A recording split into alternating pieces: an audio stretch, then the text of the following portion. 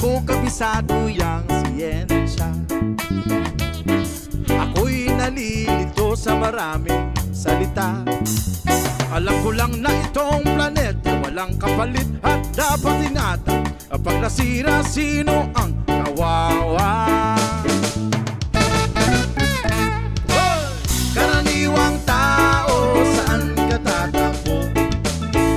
Kapag nawasak isang mundo, karaniwang tao, anong magagawa upang patayan ang kalikasan?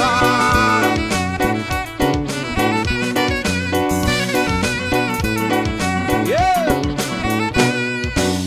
Karaniwang bagay ay hindi pansin.